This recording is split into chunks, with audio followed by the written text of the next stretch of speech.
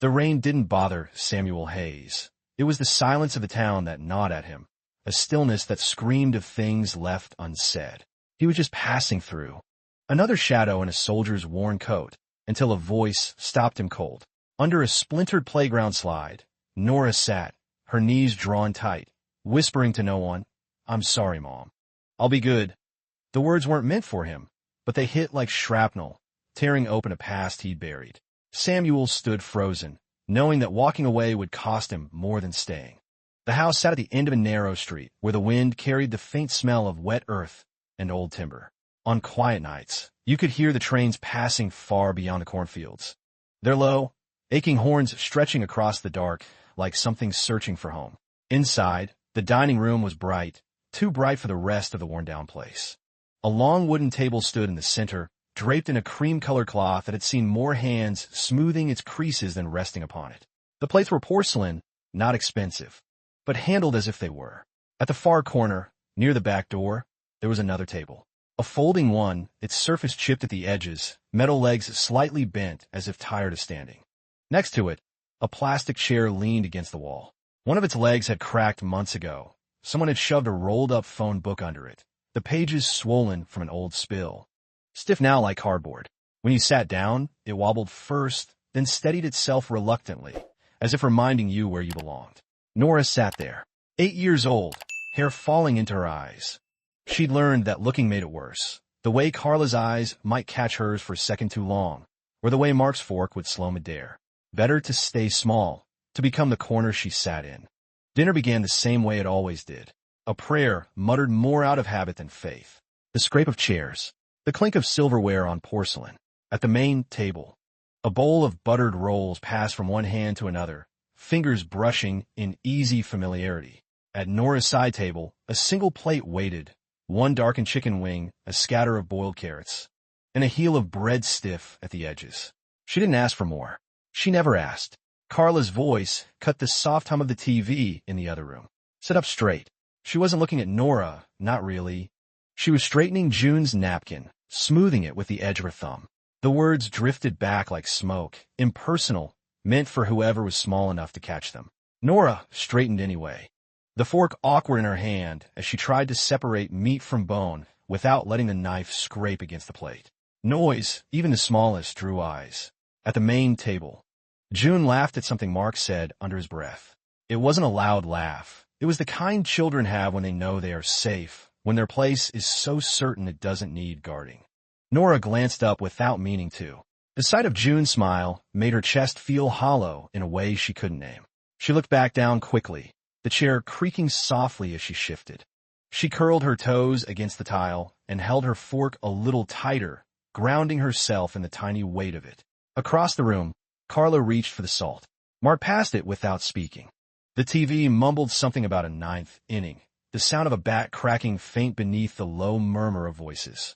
Nora ate slowly, not out of savored taste, but because fast bites ended faster, and endings meant the long stretch of silence after. When the chicken bone was bare, she placed it neatly on the edge of her plate, wiping her fingers on the paper napkin folded twice to hide the stains from last night. The bread she saved for last, chewing until it softened enough to swallow without water. Nobody looked at her when they finished. Chairs scraped back, footsteps moved toward the living room. A door clicked shut somewhere upstairs. She reached into the pocket of her sweater and pulled out the little notebook with the duct-tape spine. Her fingers traced the edge without opening it. There were no words she could write tonight that would fill the gap between the long table and the folding one, between belonging and being tolerated. The wind pressed harder at the door, a hollow sound in the frame. She closed her eyes, listening to it.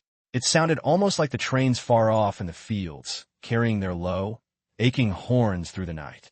The sound of something moving, always moving, searching for a place to stop. Morning crept into the house, quietly, the pale light filtering through thin curtains that hadn't been washed since winter. The kitchen smelled faintly of last night's chicken fat and dish soap. Nora sat on the edge of the couch, waiting for the hum of the coffee maker to stop before stepping into the room. She had learned the rhythm of the house, when footsteps sounded like questions, when they sounded like commands, and when silence was the only answer she would get. Carla moved briskly between counters, her slippers making a soft swish on the linoleum. June sat on the counter itself, swinging her legs, her voice bright as she recited a song from school. Mark was at the table, hunched over the newspaper, the black ink smudging onto his fingertips. He didn't glance up when Nora entered. He rarely did in the mornings. Nora nodded, though no one was looking. She reached for the cupboard above the sink, the box of cornflakes light in her small hands. The stool she used to reach, it had a crack down one side, and she balanced carefully, remembering the last time it tipped and the sharp clatter that followed. That night, Carla hadn't yelled. She didn't need to. The look was enough. The bowl she chose was the smallest one at the back of the shelf, chipped on one side. She poured the cereal quietly, measuring by sound so the flakes wouldn't hit the porcelain too loud. The milk followed, a thin stream that pooled pale and cold.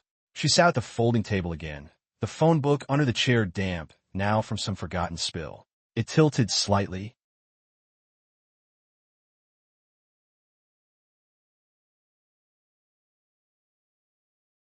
He didn't touch her shoulder, didn't say her name. He never did. The absence had become a kind of presence on its own, a space carved in the air around her. Carla's voice floated over her shoulder. Not sharp, just there. Make sure you rinse your bowl.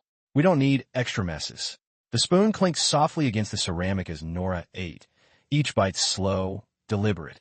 She thought of the word messes and how it always seemed to hang above her head, invisible but heavy. When she finished, she carried the bowl to the sink, the water running cold over her fingers. The window above the basin looked out into the backyard, where the grass grew patchy and uneven. A swing set stood there, rust creeping along the chains. She had never been told not to play on it. She had never been invited to, either.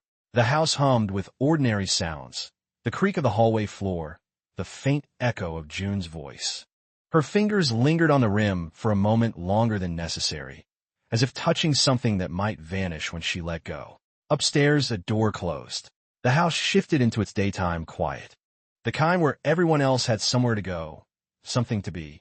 Nora stayed in the kitchen a little longer, sitting back on the wobbling chair. She opened her notebook, just a crack.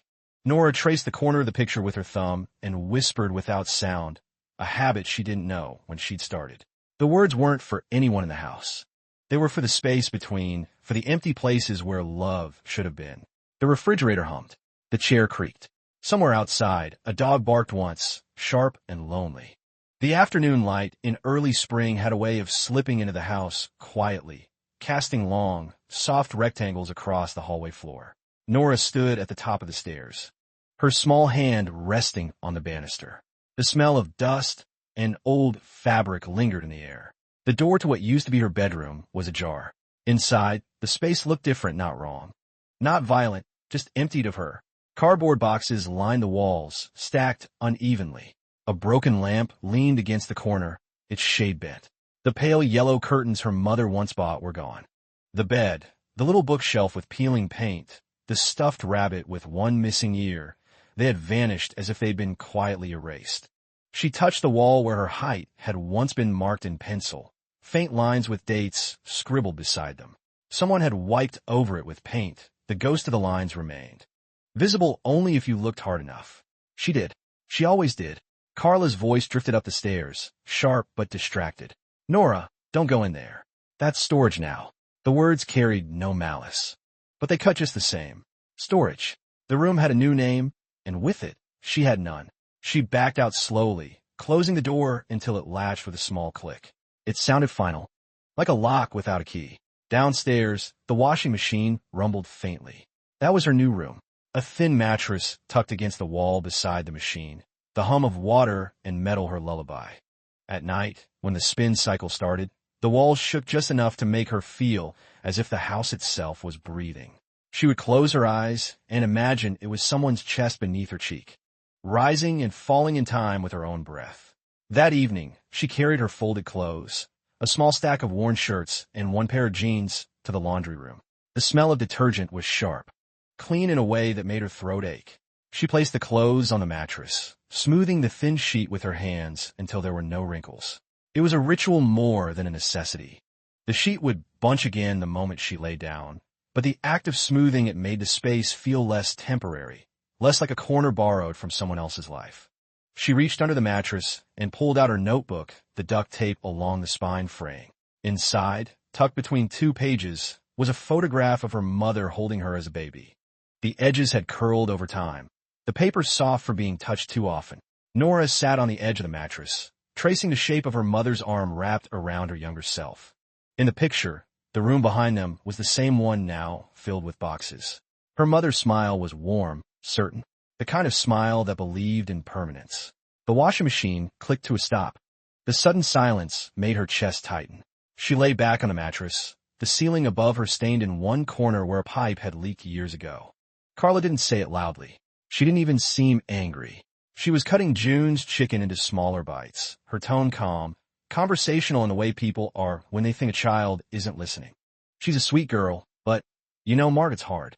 Another mouth to feed, another thing to worry about. Sometimes it feels like a burden. Nora's fork froze midair. Mark didn't answer right away. He chewed, swallowed, and finally said low and flat, "Yeah." That was all. No defense, no softening. Just agreement, heavy as the chair beneath Nora. She lowered her eyes to her plate. The chicken wing was mostly bone. She pushed the carrots around slowly, the orange slices leaving faint wet streaks across the white porcelain. The word echoed in her head with every movement of her fork. Burden, burden. When dinner ended, chairs scraped and the sound of a game started on the television. June giggled when Carla offered her dessert. Nora stayed in her corner until the room emptied, then quietly carried her plate to the sink. She washed it carefully, hands steady even though her chest felt tight. Later that night, when the house had gone quiet except for the hum of the refrigerator and the faint static from the TV Mark had fallen asleep watching, Nora crept back into the kitchen. She sat on the wobbling chair, knees pulled to her chest. The word was still there, pressed against her ribs like something sharp. She opened her notebook and wrote it down in uneven letters. Burden. She stared at it for a long time. On the next line, she wrote her name. Then she closed the book quickly as if the pages could catch fire from being too close together. In the laundry room, the mattress waited. She lay down, pulling the thin blanket to her chin. The pipes groaned softly in the walls, the sound of water moving somewhere unseen. She closed her eyes and whispered into the dark, so quietly even she barely heard it. "I'm not." 2 small words, floating in the dim, pressing back against the weight of all the others. The house smelled of sugar and frosting that morning, a heavy sweetness that clung to the air. Not there. June should be in the center. Nora stood in the corner of the kitchen, a spool of thin nylon thread in her hands. Her fingers fumbled slightly as she tied balloons into clusters of 3, just as she'd been told. The latex squeaked on her grip. She lined them up against the wall, careful to match the colors, pink next to white, white next to pink. 1 year younger than Nora, but somehow so much more belonging. Mark held a tray of drinks, smiling at guests. Carla bent to fix the bow in her daughter's hair, her hands gentle, practiced.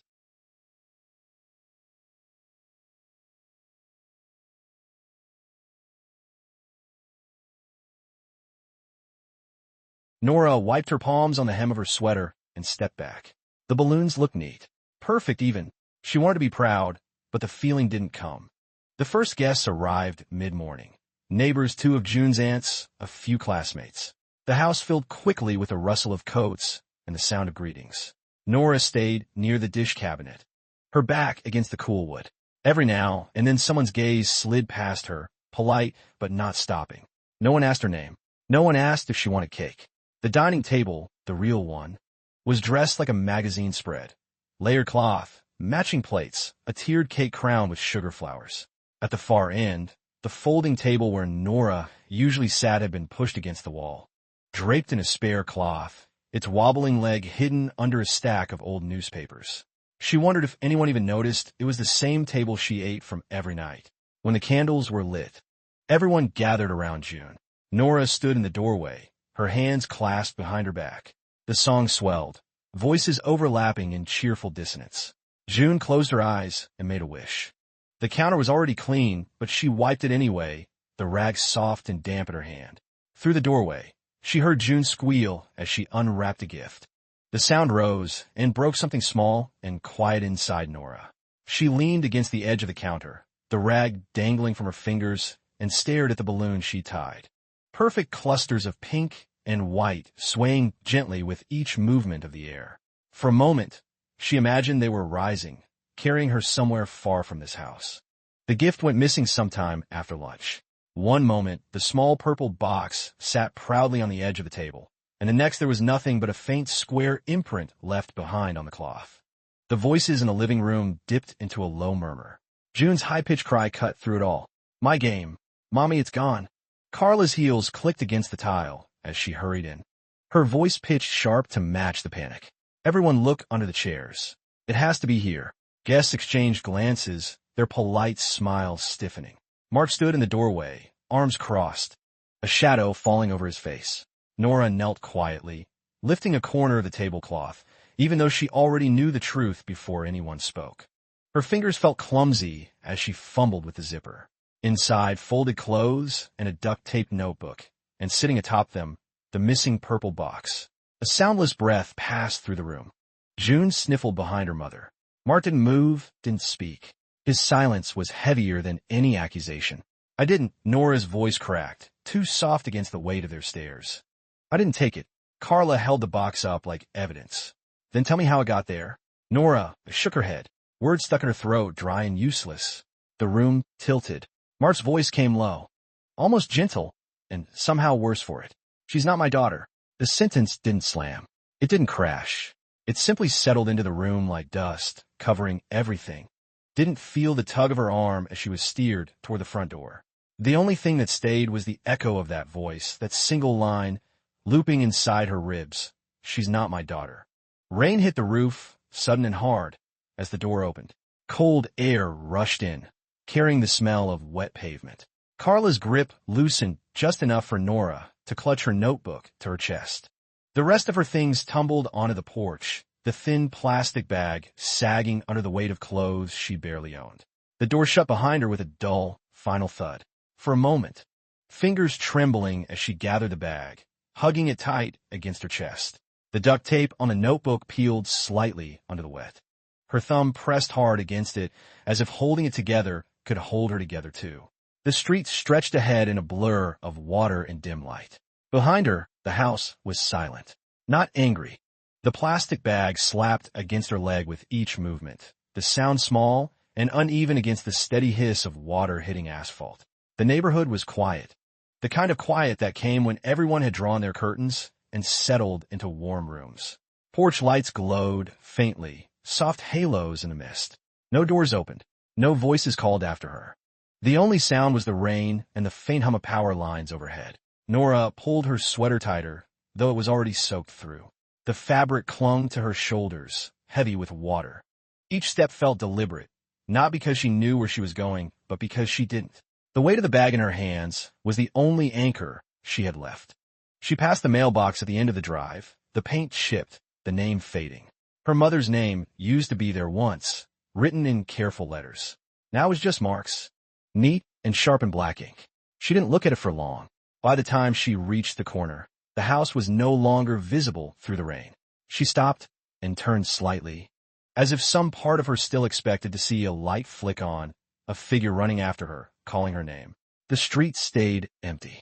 The rain answered for them. The sidewalk dipped, forming small pools that reflected the dim street lamps. Nora stepped carefully between them, her bare feet slipping once on the slick concrete. She tightened her grip on the bag. A block away, the sound of cars on the main road hummed faintly, distant and impersonal. She followed it without thinking, drawn to the noise like a moth to a weak flame. Passing houses blurred into one another. White siding, peeling paint, the occasional swings set dark and still in the rain. She wondered if anyone inside those walls ever felt the way she did now. Small, outside, carrying everything that mattered in a single trembling hand. The cold began to seep in deeper, settling in her legs and fingers. She paused under a street lamp, its weak yellow light pooling around her. Droplets clung to her lashes, making the world shimmer for a brief second before she blinked them away. There was no plan, no next step. Only the quiet rhythm of her feet on the wet pavement and the soft sound of her breath mixing with the rain. Somewhere, far away, thunder rolled low and long, away from the sentence that still echoed inside her skull. Each step felt like it should hurt more than it did. Instead, it felt hollow, like walking through a dream you can't wake from. She didn't look back again. By the time Nora reached the small park, her legs ached with a dull, steady throb. The rain had softened into a mist, clinging to the air in a way that made the world feel blurred and close. The playground sat empty, the bright colors of the plastic equipment muted under the gray sky. Puddles collected at the base of the swings, their chains swaying slightly in the wind, as if someone had just left them.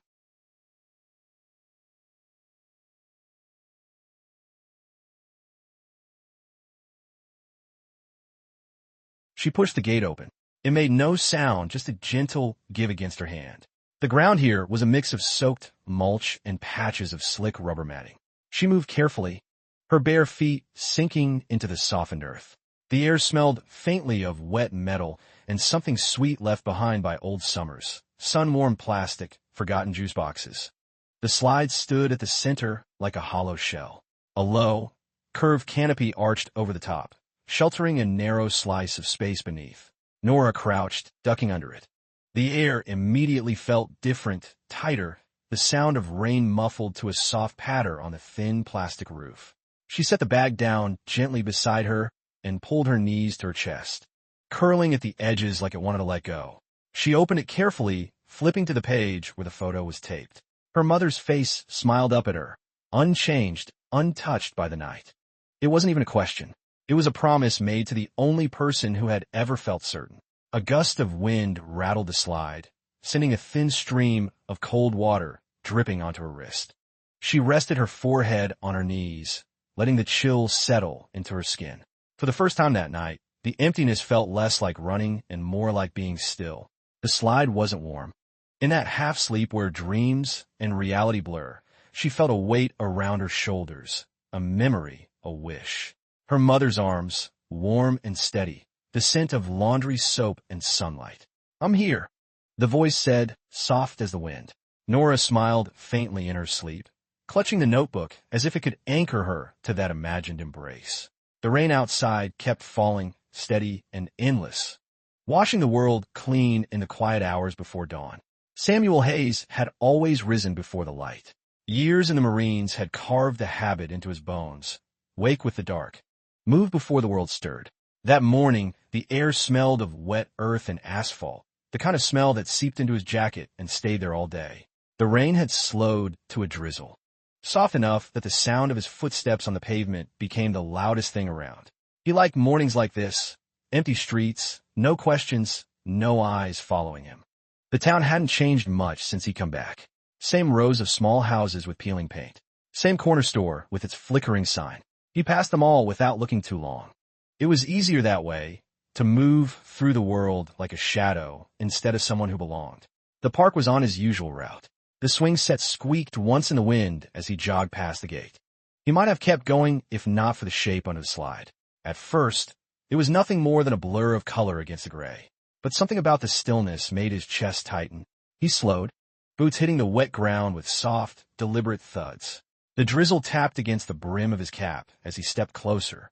It wasn't until he crouched that he saw her properly, a small girl. It was the kind of stillness he'd seen overseas, in places where safety had been stripped away piece by piece until all that remained was instinct. A drop of water slid from the slide's edge and landed on her shoulder. She stirred faintly, eyes fluttering open. For a second, they met his, wide, startled, then quickly dropping back down. Her arms tightened around the notebook, a reflex like shielding her own heart. Samuel stayed crouched, his voice low, careful not to break the fragile air between them. "Hey there." It wasn't a question. It wasn't anything more than a sound to say, "I see you." The girl didn't answer. She pressed her lips together, small shoulders rising with a shallow breath.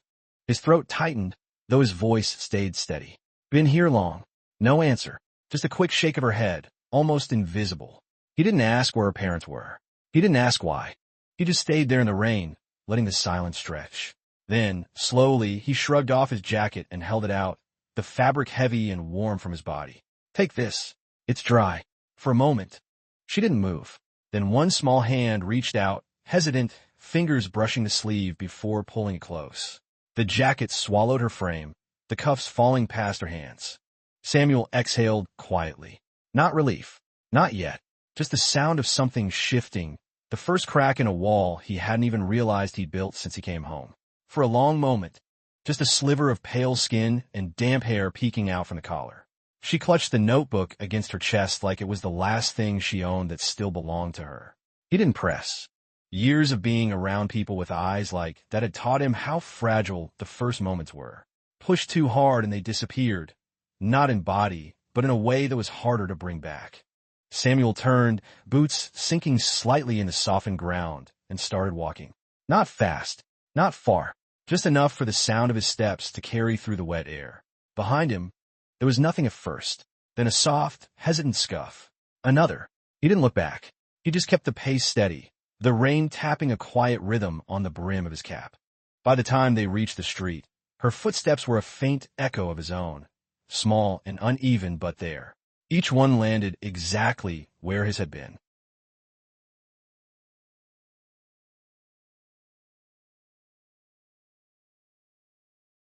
The neighborhood was still quiet, porch lights glowing like dim stars in a mist. Samuel glanced once at the row of houses, all closed doors and drawn curtains, just enough to make the air feel different. At the corner, he slowed, letting her catch up without turning his head. A small shadow moved into the edge of his vision. The jacket hung off her shoulders like a blanket, the sleeves dragging slightly as she held the bag close to her chest. "You're doing fine," he said, almost to himself. Samuel's house sat at the far end of a narrow street where the trees leaned in close, their branches dripping from the long night of rain. It was a single-story structure. Paint faded to a soft gray that blended into the mist. The roof sagged slightly at the middle, a quiet reminder of storms that had passed and repairs that never quite happened. He slowed as they approached the porch. The wooden steps groaned under his weight, then under the soft, hesitant tread of the girl following behind. She paused at the bottom for breath, her eyes flicking over the rocking chair to the left, the wicker basket on the right where an old dog lifted its head, blinking slow and unbothered. "This is Rex," Samuel said quietly. His voice seemed to settle into the damp air instead of cutting through it. "He doesn't bark much." The girl crouched slightly, not close enough to touch, just enough for the dog to catch her scent. Rex sniffed the air once and lowered his head back to his paws, the simple acceptance of a creature that had seen strangers come and go without judgment. Samuel pushed the door open. It didn't creak, though the frame leaned just a little to the left. The faint smell of wood smoke and old pine drifted out, warm against the cool wet outside. He stepped aside, giving her the first choice of crossing the threshold. For a second, she didn't move. Her small fingers tightened on the strap of the bag, the other hand still clutching the worn notebook inside his oversized jacket. The world outside the door felt gray, blurred, endless. Inside was dim, lined with shadows, but steady. The rain became a muffled whisper against the roof, the outside world shrinking to a distant hum. The living room was simple, a low couch, a small table scarred with rings from years of coffee cups, and a fireplace glowing with slow, steady embers. The girl's eyes lingered on the fire, the faint dance of orange light across the walls. She didn't move toward it yet, just stood there, dripping water onto the floorboards, her breath shallow in the still air. Samuel set his keys on the table and crouched by the fireplace, tossing another small log onto the embers. Sparks rose briefly, a soft crackle filling the room. "There," he murmured, mostly to himself. He turned just enough to meet her gaze. "You can sit, warm up a bit." The girl stepped forward in tiny increments, the oversized jacket swishing against her knees. She lowered herself onto the edge of the couch, careful not to touch anything she didn't have to. Her small hands hovered near the firelight, fingers spread slightly, as if testing whether it was real. Samuel watched her quietly, the way her shoulders stayed tense, even in warmth. He didn't ask her name yet. Names came later. First came a room that didn't push you out, a fire that burned steady, and a silence that didn't hurt. Samuel moved into the small kitchen, the soft thud of his boots dulled by the old rug stretched thin across the floor. He filled a dented kettle, set it on the stove, and let the faint hiss of gas fill the quiet. From a high shelf, when he returned to the living room, the girl was still perched at the edge of the couch, as if the cushion might reject her if she sank too far. Her wet hair clung to her cheeks, droplets sliding down her small jaw onto the collar of the oversized jacket. "Here," Samuel said softly, setting the mug on the low table between them. He didn't hand it to her. He placed it within reach and stepped back slightly, letting the air stay gentle. The girl looked at it for a long moment. The steam curled upward, carrying the faint smell of chocolate into the space between them. Her fingers, small and pale, reached out slowly, curling around the warm ceramic. She lifted it to her lips, but didn't drink immediately, just held it close, as if the heat alone might seep into her bones. Samuel sat on the edge of a worn armchair across from her, elbows resting on his knees. He didn't speak, didn't try to fill the silence. It wasn't empty. It was the kind of quiet that stretched carefully, testing whether it could hold the weight of two people at once. The first sip came with the softest sound, a breath mixing with the faint clink of ceramic.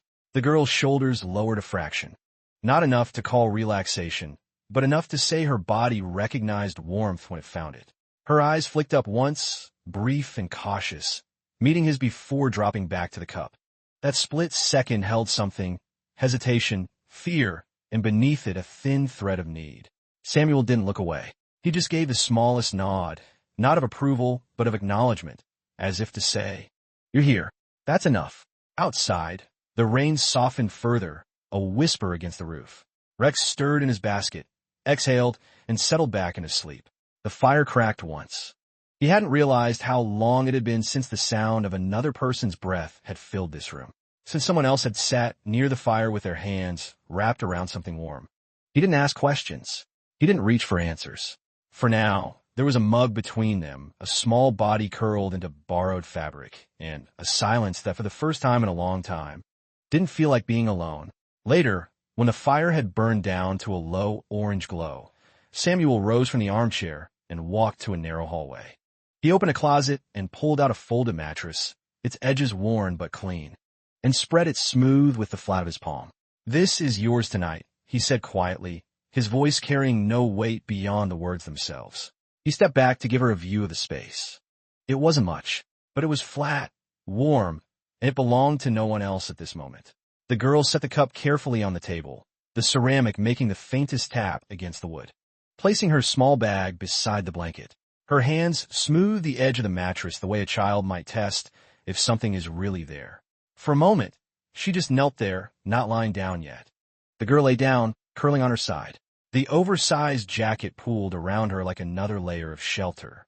Her fingers reached for the bag, pulling out the worn notebook. His hand hovered for a second before pulling back, leaving only the soft weight of fabric behind. Rex shifted in his basket, the sound of claws clicking faintly on the floor as he padded closer. He circled once near the mattress and settled at the foot, his body a quiet barrier between her and the rest of the room. The girl's breath came in small, careful draws. Not sleep yet, but closer than before. Samuel sat back down, the chair creaking softly. He looked at the fire, then at the small figure curled under the muted blue blanket. For the first time in years, the room didn't feel like it was holding only his ghosts. There was someone else here now, small and silent, but real. The sound of her breathing filled the corners in a way no memory ever could. The rain had stopped outside, leaving a soft dampness in the air. Every now and then, the wood cracked, a quiet reminder that warmth was still fighting the night. He rose slowly, careful not to let the floorboards creak. His boots stayed by the door. He moved barefoot down the narrow hallway to the garage. The air shifted there, colder, touched with the faint scent of oil and old wood. Against the back wall sat a battered trunk covered in a tarp. He crouched, pulling the fabric away, dust rising in a thin, ghostly cloud. The trunk creaked when he opened it. Inside, a jumble of old things. A worn cap from his service days, yellowed newspapers folded into neat quarters. A couple of toys his sister had left behind when she'd moved away all those years ago. At the very bottom, tucked beneath a fraying blanket, lay a small wooden box. Dark-stained, its edges worn smooth from years of handling. Samuel held it in both hands for a long moment before opening the lid. The soft click of the latch sounded louder than it should have. Inside, "I want to protect you from more loss, but maybe I just made it worse. She's mine. She's yours too, in the only way that matters. If you find her, don't let her carry this alone. Love her the way you once loved me. Margaret."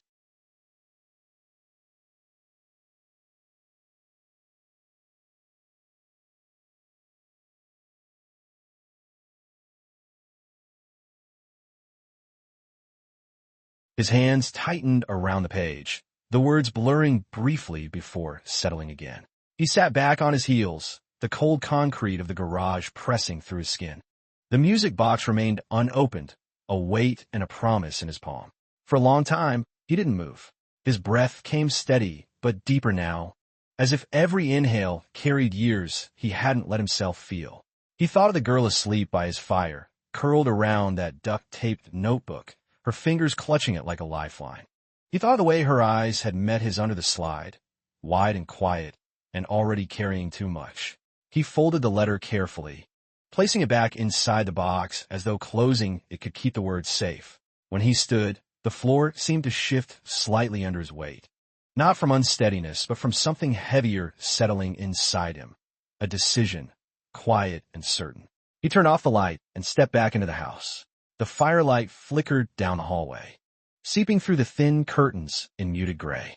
The house held the kind of quiet that comes after rain, a damp stillness clinging to the walls. Samuel sat at the kitchen table, a mug of black coffee cooling between his hands. He'd been awake for hours, the wooden box from the garage resting on the table in front of him. Its weight felt different now, not heavy, not light, just certain. In the living room, the girl stirred. The soft sound of fabric shifting against fabric reached him, followed by a faint creak as she sat up on the mattress. Her small feet padded lightly against the wood. When she appeared in the doorway, the oversized jacket still draped over her shoulders. Her eyes were wary but clearer than last night's haze. "Morning," Samuel said gently. He didn't move toward her, just gestured to the chair across from him. "Sit. You hungry?" She hesitated, then climbed onto the chair, tucking her feet beneath her. Steam still rising from the peanut butter melting into its surface. She stared at it for a second, then picked it up carefully, as if afraid it might vanish.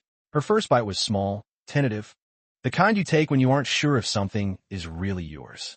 Samuel watched without speaking, letting the moment stretch, steady and unbroken. When she'd eaten half, he reached for the wooden box. He sat on the table between them, the old hinges catching the light. Her eyes flicked to it immediately, her chewing slowing. "This was your mother's," he said quietly. "Margaret Hayes. She was my sister." The girl froze.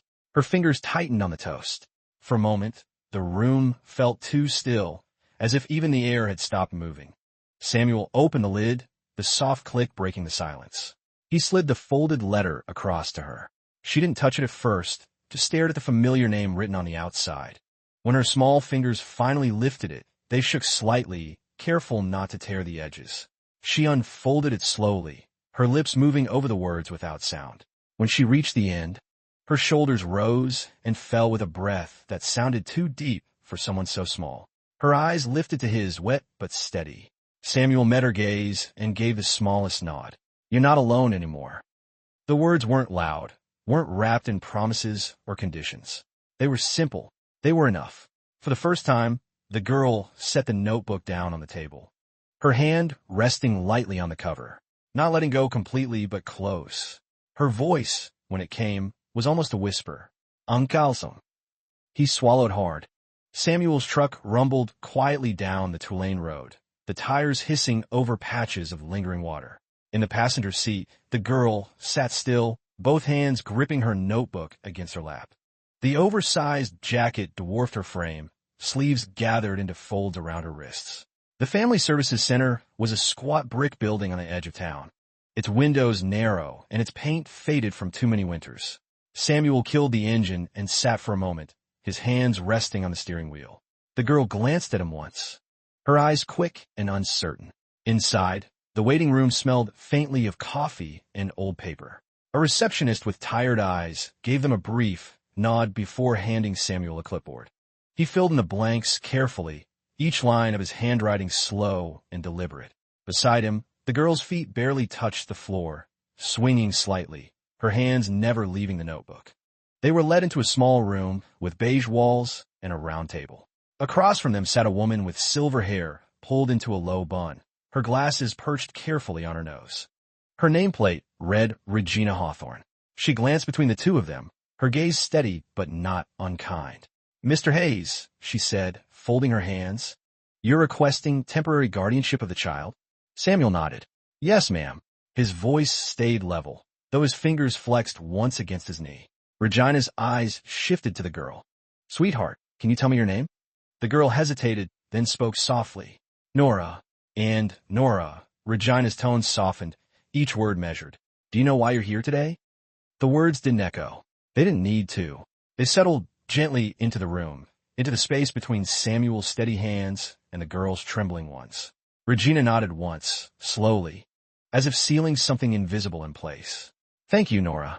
Samuel exhaled softly, the tension in his chest loosening by degrees. He reached under the table, not to take her hand, but to let his rest near hers.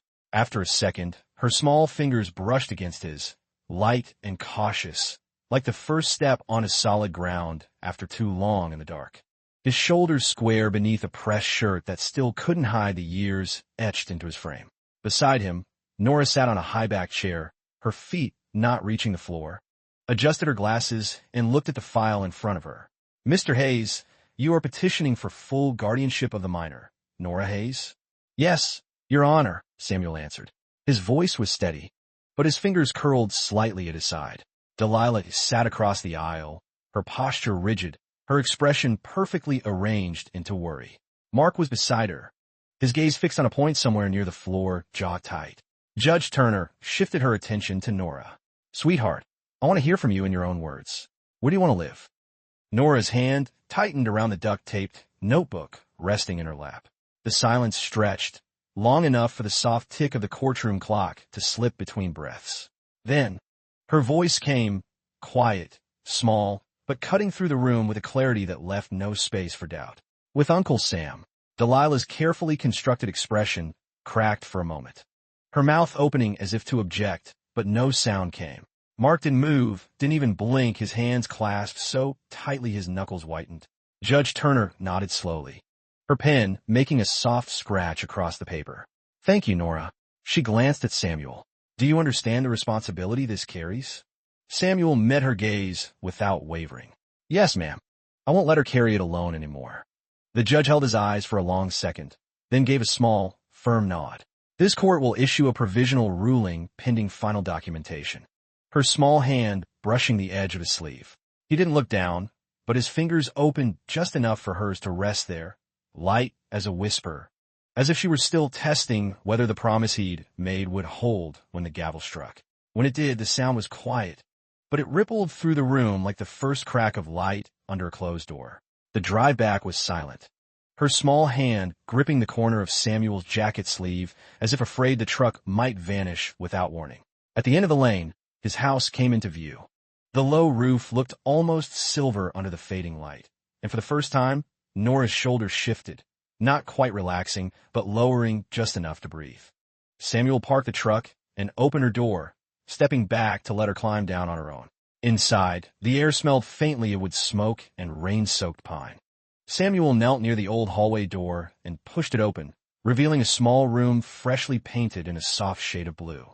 The walls still held the faint scent of drying paint, and the single window framed the outside maple tree, its branches heavy with droplets that caught the last bits of light. A small bed sat against the wall, its plaid sheets neatly tucked. On a low shelf, a handful of children's books leaned against one another, their spines worn from years of other hands. A little star-shaped lamp sat in the corner, unplugged but waiting. The oversized jacket brushed the soft blue wall as she moved, her fingers grazing the smooth surface like she needed to feel if it was real. She sat on the edge of the bed carefully. Samuel stood in the doorway, watching without stepping closer. He didn't need to. The sight of her on the bed, the notebook still clutched but resting easier now, said more than any words could. Nora looked up at him once, her voice barely above a breath. "Can I keep it like this?" He nodded. "Any way you want." She lowered her eyes back to the blanket, smoothing it gently with her palm. The room stayed quiet except for the faint drip of rain outside the window. It wasn't a perfect space. It wasn't a promise of forever, but it was hers. And for the first time, that was enough to make her fingers finally let go of the notebook, laying it gently beside her on the blue sheet as if it could rest too.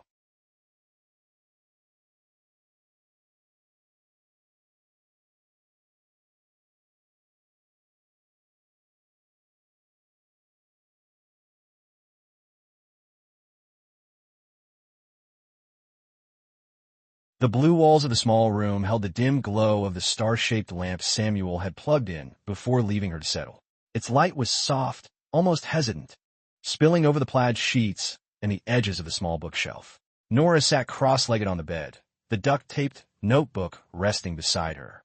For the first time in a long while, she didn't clutch at her chest. Her fingers traced the edges of the blanket instead, feeling the weave of the fabric under her small hands. The oversized jacket Samuel had given her lay folded at the foot of the bed, the first thing she'd ever been offered that carried warmth before words. From the hallway came the low creak of floorboards and the soft sound of Rex's nails tapping once against the wood. The dog paused at her doorway, nose poking in first, then the rest of him padding over to the side of the bed. He lay down with a soft huff, his head resting just near her dangling feet. She reached down carefully, her fingers brushing the fur on his neck. It was the first time she'd touched anything without fear of being told to stop. Samuel's voice came from a hall, low and steady. "Light's too bright. You let me know. Door can stay open or closed. Your choice."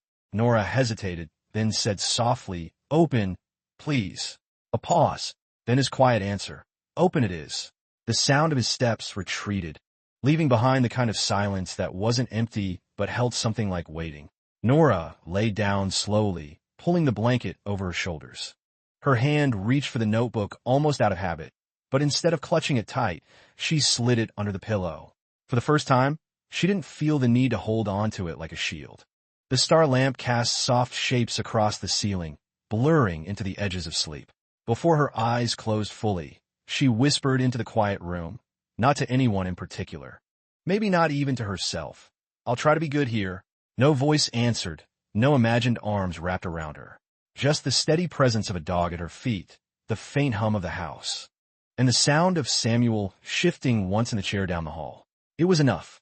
For the first time in what felt like forever, the weight in her chest eased, and sleep came without fear of being woken. When Nora opened her eyes, the first thing she saw was light, not harsh or glaring, but soft. It took her a second to remember where she was, to recognize the muted smell of pine and faint smoke clinging to the air instead of detergent and cold tile. She sat up slowly, the mattress giving a quiet sigh beneath her. Rex lifted his head from the floor with a small huff, tail thumping once against the wood before going still again. Nora reached down and let her fingers rest against his fur for a moment longer this time, stroking lightly until he exhaled and set his head back down. The duct-taped notebook lay under her pillow, edges still frayed, but no longer damp. She pulled it out, holding it in her lap without opening it. The habit of clutching it tight was still there, but her hands didn't shake. His hair slightly mussed, a mug of coffee in one hand. His voice stayed quiet, careful not to startle the calm in the room. "Morning." Nora nodded once, small but certain. "Morning." He set a plate on the low shelf beside the bed, toast with melted butter and a slice of apple. Simple, warm. He didn't linger over it, just stepped back toward the door. "Eat when you're ready." When he left, the room held the echo of that brief exchange. Nora reached for the toast, the butter soft against her fingers. Her first bite was tiny, careful. She set the plate back down and glanced at the window. Outside, the maple tree swayed gently, its branches scattering drops of rainwater into the light. For the first time, the sight of morning didn't feel like the start of another day to survive. It felt like the smallest beginning, quiet and real, something she wasn't afraid to touch. She picked up the notebook again, wearing new paths without noise. Samuel didn't press her with questions, didn't try to pull stories from her. Instead, he offered small things. A second blanket folded at the foot of her bed. A cup of cocoa in the evening without a word. The space to sit in silence without it feeling empty. Nora learned the sounds of the house quickly. She began to match her steps to those rhythms, as if learning a language without needing to speak it. Meals were simple, but always warm. Toast and eggs in the morning, stew or grilled cheese at night. That unspoken space between them became its own kind of safety. In the evenings, Samuel read in the armchair while Rex dozed at his feet. Nora sat on the rug near the fire, her knees drawn to her chest, the glow painting her face in soft orange. Some nights she would draw in her notebook, careful strokes of color filling quiet pages. Other nights, she simply watched the flames curl and shift, letting the warmth seep into her hands. The first time she laughed, it startled them both. It wasn't loud, just a quick. His voice even. It's good to hear. That night, when she lay on the bed with the blue walls, she didn't clutch the notebook as tightly. Her fingers rested lightly on its cover, her eyes tracing the faint glow of the star lamp. Outside, the maple trees shifted in the wind, branches tapping softly against the window like a gentle reminder. You are here. You are here. The quiet hadn't gone away. It had simply changed shape. It no longer pressed against her like a weight. It sat with her, steady and patient, making room for breath. It was a Tuesday when the question came, not dramatic, not planned. The morning light had barely pushed through the curtains, painting thin bands across the kitchen table. Samuel stood at the stove, the soft sizzle of eggs filling the quiet. Nora sat in her usual chair, knees tucked slightly inward, the duct-taped notebook resting beside her plate like a silent companion. The low hum he didn't know he made when he cooked, it all blended into something steady. For the first time in weeks, the steady felt safe enough to hold a question. Her voice was small, almost lost under the sound of the stove. Why didn't you leave me there? Samuel froze for half a second, the kind of pause so brief it could have been missed. He turned off the burner and set the pan aside, the smell of warm butter lingering between them. Slowly, he sat across from her, elbows resting gently on the table. He didn't answer right away. His eyes met hers, not heavy, not searching, just present. Because you were sitting in the rain, he said finally, his voice low and even. And no one should ever be left sitting in the rain alone.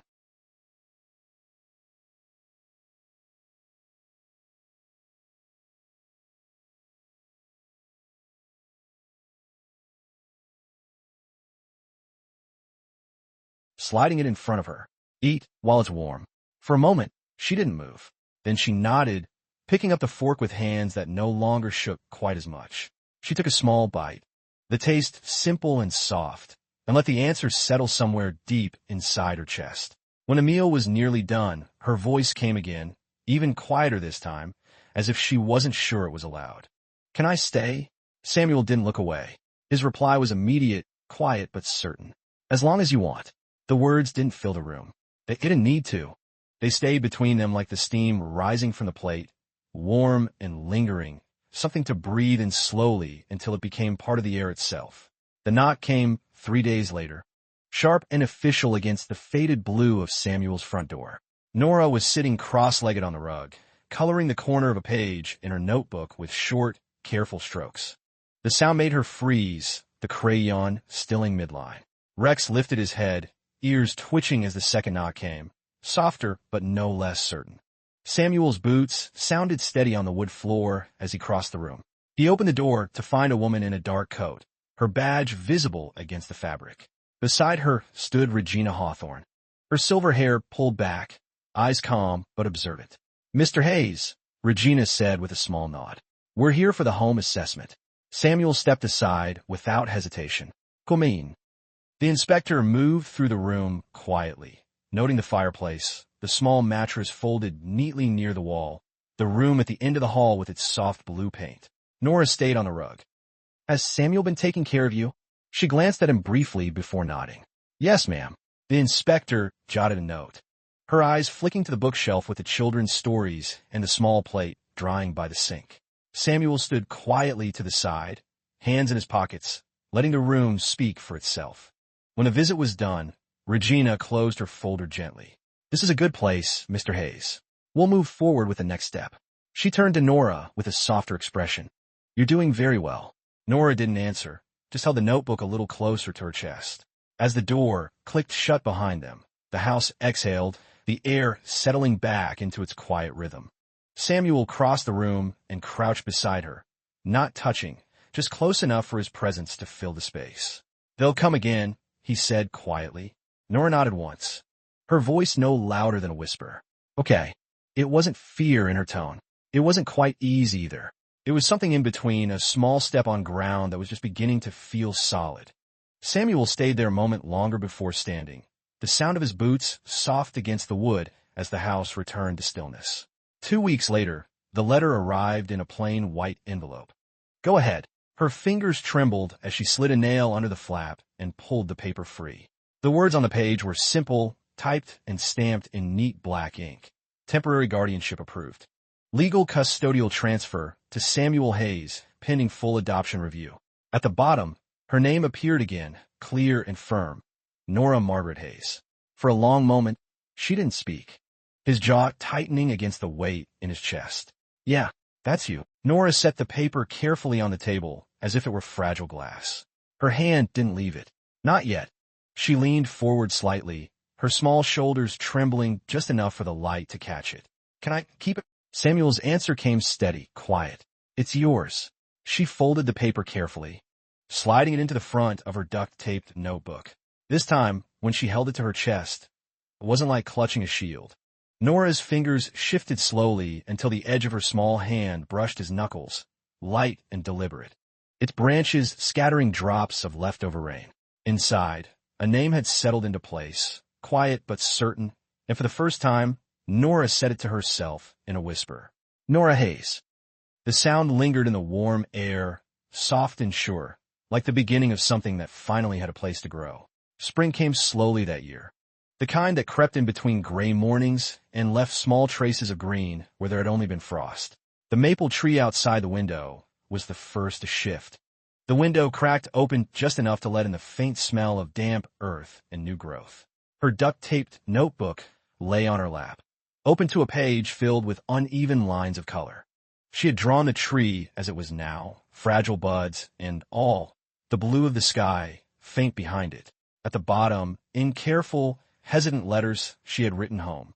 Samuel's voice drifted softly from the kitchen, the clink of dishes carrying into the small room. Rex patted in and rested his head on her knee, his warm breath stirring the paper. Nora answered, her voice steady enough that it surprised her. At the table, the food was simple: toast, scrambled eggs, a slice of orange. Nora sat with her feet barely brushing the floor, her notebook set carefully on the chair beside her. Samuel poured her a small glass of milk and sat opposite, his shoulders relaxing in the kind of way that comes only when a house has stopped feeling empty. When they finished, he nodded toward the door. Come on, want to see something?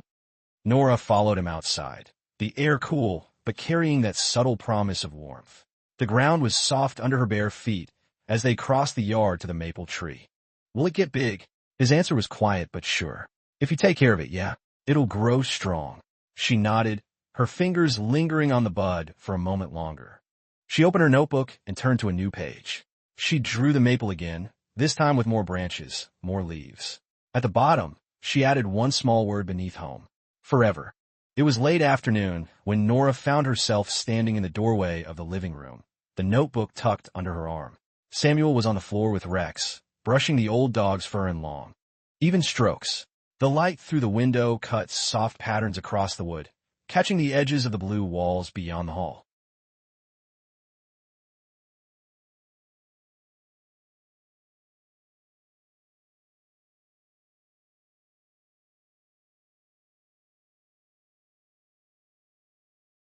Not with fear, but with a kind of quiet hope that felt almost too big to touch. Uncalsa. Her voice was soft but steady. He glanced up, brushing a last stroke down Rex's side before setting the brush aside. Yeah. Nora stepped into the room slowly, her fingers tightening on the notebook's worn cover. Do I really live here now? His voice came low, even then. For a second, her breath caught. She walked over to the couch and climbed onto it, the oversized jacket still a little too big on her small frame. Samuel gave a small nod. It's your page. She picked up a pencil and, with slow, deliberate strokes, wrote Nora Hayes beneath the word home. When she set the pencil down, the room didn't just feel safe. It felt like it belonged to both of them, stitched together not by walls or paint, but by a name spoken out loud and written down where it couldn't be erased. The faint smell of rain-soaked earth mingled with coffee and the low sound of Rex's nails tapping across the wood.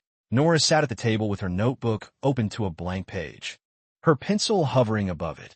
The morning light spilled across the kitchen, turning the steam from her glass of milk into thin ribbons of silver. She drew the first line slowly. She touched the sprout lightly, the delicate stem cool against her fingertips. Something in her chest shifted, small and careful, like that green shoot pressing upward against the weight of soil. Samuel's eyes lingered on her for a moment before he answered. Yeah, we will. When I went back inside, leaving a stretch of deep blue overhead. Samuel sat on the porch steps, a mug of tea warming his hands, watching as the last of the daylight slipped behind the tree line. The maples swayed gently, flipping past pages of uneven lines and careful drawings until she reached the one she'd left blank on purpose. She set it across her lap, pencil poised but unmoving. Samuel glanced down. "Can't think of what to put there." She shook her head. "Not yet." He nodded once, letting the quiet settle back between them. It wasn't heavy. It wasn't the silence of empty rooms or closed doors. It was a stillness that carried weight in a different way, like the pause between heartbeats. Nora rested the pencil on the page and looked up at the sky. A single star blinked faintly in the deepening blue, small but steady. "Mom used to tell me," she said, her voice barely more than a breath, "that no matter how dark it gets, there's always one you can see." Samuel followed her gaze, his jaw tightening just slightly. She was right. Nora leaned her head against his arm for the briefest moment, then sat upright again, almost shy with the closeness. "Do you think she can see us?"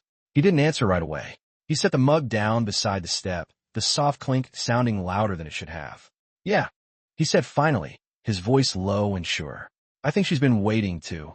Nora didn't say anything more. She drew one small star at the top corner of the page, a simple five-pointed shape. Beneath it, in slow, deliberate letters, she wrote, "Found." The night stayed quiet, the porch holding the weight of two people and a single word written in pencil. Soft enough to erase, but certain enough to last. For the first time, neither of them wished for rain. It happened on a Sunday, in the kind of soft morning light that made everything feel less guarded. Samuel was at the kitchen counter, clumsy fingers trying to peel an orange without breaking it into too many pieces. The radio hummed low in the background, tail thumping lazily every few minutes. When Samuel finally managed to separate the orange into neat segments, one slipped from his hand and rolled across the counter, dropping to the floor with a soft thunk. Rex jumped, startled, and scrambled after it, paws skidding on the wood. The sound came out before Nora could stop it. A small, bright laugh that lifted into the air and stayed there. It wasn't cautious or muffled. It was quick and real, the kind of sound a room holds onto after too many days of being quiet. Samuel froze for a half-second, then let out a slow breath he hadn't realized he was holding. "Guess he wanted breakfast too," he said, his voice softer than the joke deserved. Nora pressed her hands to her mouth, eyes wide like she'd broken some unspoken rule. But when Samuel glanced over and gave her the smallest nod, something in her shoulders eased. The laugh didn't disappear. It lingered, faint but present, like the tail end of a song that you can still hum even when the music stops. She picked up one of the orange segments carefully, turning it in her fingers before taking a bite. The sweetness surprised her, making her eyes close for a brief moment. When she opened them again, Samuel was back at the counter, his hand steady now. Samuel didn't read it, didn't ask, but when he placed the plate of orange slices between them and saw her reach for another piece without hesitation, his hand paused on the edge of the counter. While searching for flashlight, his hand brushed against it. He paused, pulling it free from its narrow space. The photo inside was simple, Margaret standing under the same maple tree outside, her arms wrapped around a small bundle of blankets, her smile soft but tired. It had been taken the week she'd left, though Samuel hadn't known it until much later. Nora padded into the room, quietly. Her notebook hugged to her chest. Her eyes caught on the frame in his hand. She stepped closer, her voice a soft thread. "That's her." Samuel glanced at her, then back at the picture. "Yeah, that's her." She reached out with careful fingers, tracing the edge of the glass like she was afraid it might crack under her touch. "I don't remember her face this clear." Samuel crouched slightly, so they were at the same level, the frame balanced between his hands. "She'd like that you're here," he said quietly. She'd be proud of you." Nora's small shoulders lifted with a breath that trembled just enough to make her lower her gaze. "Do you think she knew it would be like this? That we'd find each other?"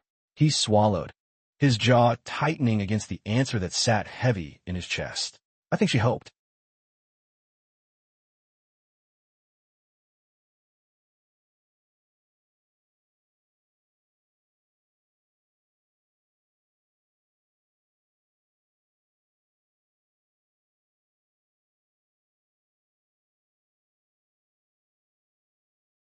Nora slid the notebook under her arm and touched the corner of the frame again. Can stay here? So it's like she's watching. Samuel nodded once. It'll stay right here. They set the photo on the shelf together, her small hand pressing the base gently against the wood as if anchoring it in place. The room stayed quiet for a long moment, the fire crackling softly in the background. When Nora finally opened her notebook later, she drew the frame exactly as it sat on the shelf and wrote beneath it in careful letters, "She can see us now." Samuel was in the kitchen, sleeves rolled up, the slow rhythm of a knife against the cutting board filling the quiet. Nora sat at the table, her duct-taped notebook open to a fresh page, pencil moving in deliberate strokes. She wasn't drawing the tree this time. Instead, she sketched the small shape of the house itself. Low roof, the porch steps slightly crooked. Samuel set 2 bowls on the table. Simple stew, steam curling into the air. "Smells better than it looks," he said with a faint huff of breath that almost passed for a smile. Nora picked up her spoon, her voice soft but carrying across the table. "Uncle Sam." He glanced up, his hands resting loosely around his own bowl. "Yeah." She hesitated only a second. "Is it okay if I call this home now?" As something claimed. They ate in silence after that, but it wasn't empty. It was the kind of quiet that settles into walls and floors. Curled under the blanket, the notebook opened beside her on the bed. He stepped inside just enough to see the drawing again. The crooked porch, the low roof, the word beneath it written in her small, deliberate hand. Samuel reached out and brushed a stray piece of hair from her forehead, his voice barely more than breath. "Welcome home, kid." Outside, the drizzle eased to a mist. The bag had followed Nora everywhere since the night she'd stepped into the rain. A thin plastic thing, it seemed stretched and worn, carrying the last fragments of a life she'd been told wasn't hers. It sat at the foot of her bed now, untouched for days, though she still checked to make sure it was there every night before she slept. One quiet afternoon, with the sky washed pale and the windows cracked to let in the smell of wet earth, she sat on the blue-sheeted bed and pulled the bag onto her lap. Samuel was in the next room, his low hum mixing with the soft sound of Rex shifting near the door. Nora opened the bag slowly. The way you touch something you've carried too long without realizing how heavy it had become. Samuel appeared in the doorway, leaning lightly against the frame. He didn't speak, didn't step closer. His eyes went from her small hands to the worn plastic and back to her face. Nora's voice came quietly. "Can it stay here now? I don't want to carry it anymore." Samuel's answer was soft but steady. "It already belongs here." She folded the clothes carefully, setting them in the small drawer beneath the bed. The handkerchief she placed on top of the pillow for a moment, smoothing its edges before tucking it safely into the nightstand. When she slid the empty bag under the bed, something in her chest loosened, a small click like a lock undone. "I don't need." Samuel looked at the page, then at her, his voice low. "That's a good thing to write." Nora closed the notebook gently, her fingers resting on the cover. For the first time since she'd walked into the house, she looked at the bag not as a piece of herself, but as something that had done its job and could finally rest. The room felt different then, not new, not finished, but ready for something that wasn't just survival. A week later, Samuel brought in the mail. He set it on the table where Nora was coloring the edge of a page in her notebook. "It's for you," he said quietly, sliding it across the wood.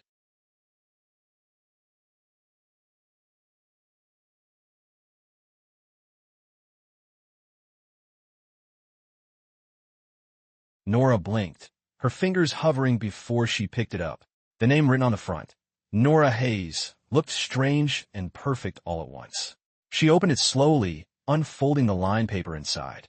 The words were written in a child's hand, letters tilting into one another. "Dear Nora, I'm sorry. Mom told me to say those things. I didn't want to. I miss you." It was signed in uneven ink. "Ava." Nora stared at the page for a long moment, her lips pressing together. She didn't cry. She didn't smile. She just held the letter gently, as if it were something fragile that might tear if she gripped too tight. Samuel sat across from her, waiting. "You want to answer?" She nodded, small and sure. He brought her a sheet of paper and a pen. Nora sat for a long time before writing, her hand moving in slow, careful strokes. "Dear Ava, I don't hate you. I hope you get to laugh more. I found a place where I can. Maybe someday you can too. Nora." She folded it neatly, slid it into an envelope Samuel addressed for her. When she set it aside, She drew two small shapes on a blank page, one envelope opening, one closing. Beneath them she wrote, "Sometimes letting go feels like holding on." Samuel glanced at the drawing when he passed, his hand brushing the back of her chair briefly as he moved to the sink. "That's a good thing to learn, kid." The letter sat by the door, ready to go out in the morning. A small piece of forgiveness folded in paper, waiting to find its way home. It happened on an ordinary morning, the kind where the house felt like it had finally learned how to breathe. The smell of coffee drifted through the kitchen, and the soft scrape of Samuel's chair against the wood mixed with Rex's lazy shuffle near the door. Nora stood at the counter, her small hands wrapped around a dish towel as she dried the last plate from breakfast. Samuel glanced over his shoulder. "You don't have to do all that." "I want to," she said quietly, her voice carrying a steadiness he hadn't heard before. She stacked the plate carefully on the shelf, the sound of ceramic settling faint but sure. When she turned, her shoulders didn't curl inward the way they used to. She held herself a little straighter, not in defiance, not in fear, just as if she finally believed the ground beneath her wouldn't vanish.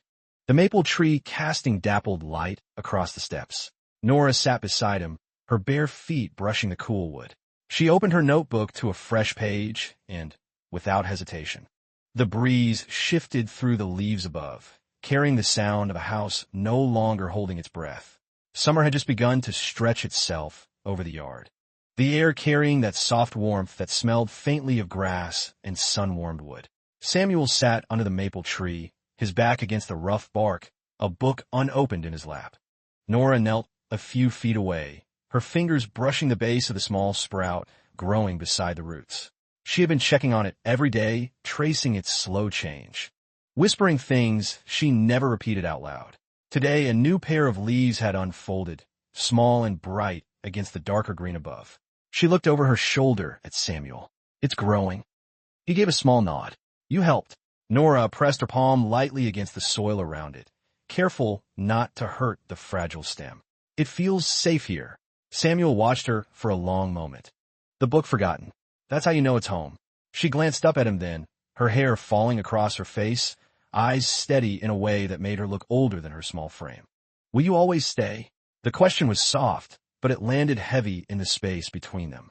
Samuel's hand curled once against the book before he answered, his voice low but carrying no hesitation. "As long as you need me. Longer if you let me." Nora shifted closer to the sprout, her small fingers brushing a bit of dirt away from its base. "Then we'll both grow." Samuel leaned his head back against the bark, the sound of the leaves moving gently above them. He didn't say anything more, didn't need to. The weight of her words settled into the ground, into the roots, into the quiet promise held in the shade of a tree that would outlive them both. For the first time, the yard didn't just feel like land. It felt like something planted, not just in soil, but in two people who had finally found a place to stay. The house was quiet that evening, the kind of quiet that feels alive.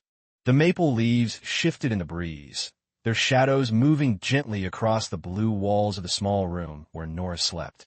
Samuel stood in the doorway, his hand resting on the frame, watching the slow rise and fall of her breathing.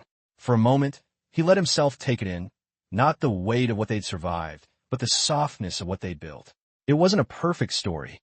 There were no grand endings, no sudden erasure of what came before. Just a man who had carried too much silence and a child who had learned to make herself small, finding that together they could make something steady enough to grow. When Samuel stepped outside, the night air held the faint scent of rain and earth. He looked up at the maple, the small sprout at its base just visible in the dim light. "We'll keep going," he murmured, not as a vow, but as a simple truth. Sometimes home isn't a place you return to. Sometimes it's the moment you choose to stay. For someone else, for yourself. If this story found a quiet corner in you, I'd love to hear it. But because sometimes sharing the small, steady things is how we remind each other we're not alone.